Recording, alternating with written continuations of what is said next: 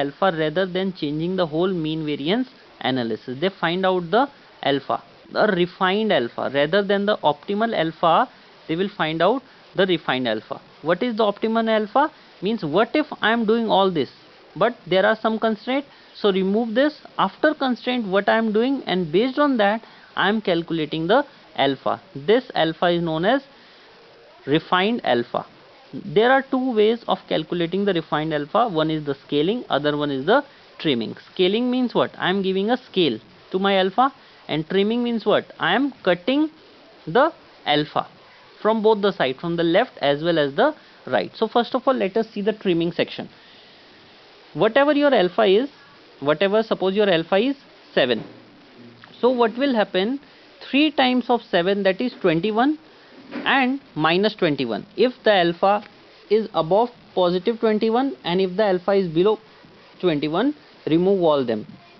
Just cut all the outliers, make them 0, and take whatever left, and based on those calculate your original alpha. Now how you are getting the alpha? It is nothing but the monthly return, monthly excess return. So all the monthly excess return which are above the 3 standard deviation and below the 3 standard deviation, just remove them and take whatever left, and based on that calculate the alpha. Clear? From excess return we used to calculate our alpha. What is alpha? It is nothing but the average of excess return. So while doing the average, we will strike off those values which are above and below the threshold. Clear? Next is our scaling. Scaling, there is a formula for alpha which is equals to volatility multiplied with information coefficient and score. So volatility and information coefficient is the constant part. So means what? Alpha is going to change with respect to the score, and score is similar to our Z score, where the mean is equals to 0 and standard deviation is equals to volatility and information coefficient. Standard deviation is equals to volatility and information coefficient. Clear? This is how we calculate our alpha. Next point is about the neutralization. Means the portfolio which I am using and the benchmark with which I am comparing, they should resemble each other. So if there are any bias, if there is some undesirable bet, that we need to neutralize, okay, that we need to remove. How? Suppose there is some cash into your portfolio but benchmark is not having the cash, so you are not earning the return on the cash. So you need to make sure that you neutralize the effect of the cash.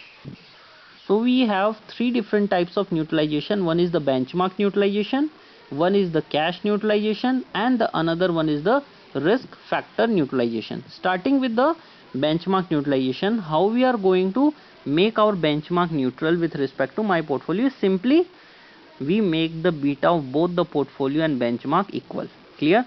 If suppose the beta of the portfolio is higher as compared to my portfolio, what I will do? I will buy the future. Buying the future will increase my beta. If my beta is higher as compared to the portfolio beta, sorry, my beta is higher as compared to the benchmark beta, what I will do? I will short sell the future. My beta will reduce to the beta of the benchmark. Now how to find out the alpha of the benchmark? Means I need to find out the modified neutral alpha, which is equals to the alpha of my portfolio, minus whatever is the alpha of the benchmark multiplied with the active position beta. Clear? Suppose that the alpha of the active position is 0.5. Clear? So 0.5 minus the alpha of the benchmark is 0.013 and beta is 1.2. So simply it is like 0.5 minus bracket open 0.013 multiplied to 1.2. This will give me what? The modified benchmark neutral alpha. Next is neutralization is the risk factor. That we don't only have to neutralize the whole benchmark, but also we need to neutralize the risk factor associated with the benchmark as well as the portfolio which I am managing. Or this you can do this by matching the weights of each industry. Means suppose you are having 20% weight into your portfolio into the banking sector. Okay, are you looking towards the benchmark that are they having the 20% or more or less? So you need to set your industry weight equal to the benchmark industry weight. So what our target is to make our alpha both cash and benchmark neutral. Now the next point is about the rebalancing. So if the transaction costs are zero, we don't mind to rebalance every time a new information will come. But there is a transaction cost. So we need to check if I am doing the rebalancing whether I am having the benefit or not. If there is no benefit, then we should not do any rebalancing. But if there is benefit, then we should do the rebalancing. Means after doing the rebalancing, what is the return I am getting, and as well as minus cost. If at the end I am getting some benefit, okay, my there is a value addition to my portfolio, then definitely I am going to do it. Otherwise I am not going to do the rebalancing, because when doing the rebalancing you have to sell one stock and you have to buy one stock. So there is a cost of selling as well as the cost of purchase. If the benefit is greater than the cost of both, then you should make the trade, otherwise you should not make the trade. Now there are four different techniques of portfolio construction, starting with the first, that is the screen. So there is a screen which will tell you that which stock to hold, which stock to sell and which stock to buy.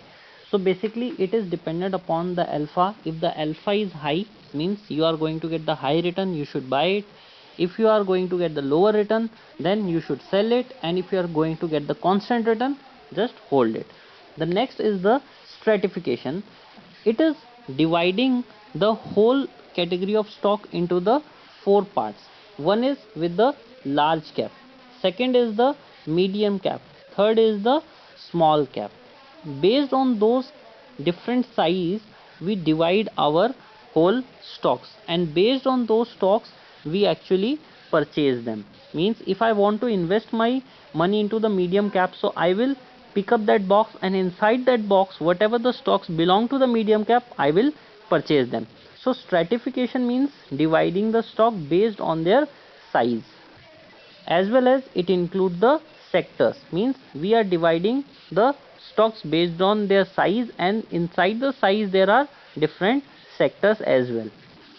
Now next point is with respect to stratification, that it is a method of risk control. Means if we will be able to create the categories of our portfolio and that is matching with the risk dimension of the benchmark, then we can control the risk of our portfolio. Because in terms of alpha, what is the risk? The risk is the difference in return between the portfolio and the benchmark. So we always try to reduce the risk of portfolio and benchmark. Now there is a better method than stratification, is the linear programming. Now linear programming is not only take into account the size and sector, but it also take into account the return volatility as well as the beta. Next important point of linear programming is that it aims that the weight of each of the category of the portfolio will closely resemble to that of the benchmark portfolio, and this will reduce the risk. As well as it include the effect of transaction cost, which is not there in the stratification. Now above the linear programming we have the quadratic programming, and this includes the alpha, which is not there in the linear programming. As well as it can include any constraints if they are imposed on the manager. So it is considered to be the best method of optimization. But again, if you are using the alpha transaction cost, you need to do the estimation, so the estimation error should be considered. Next is the portfolio return dispersion. Means if the fund manager is managing suppose 4 portfolio A, B, C and D. First portfolio is having the weight of 60 in the equity and 40 into the bonds. Second portfolio is suppose 55 into the equity and 45 into the bonds.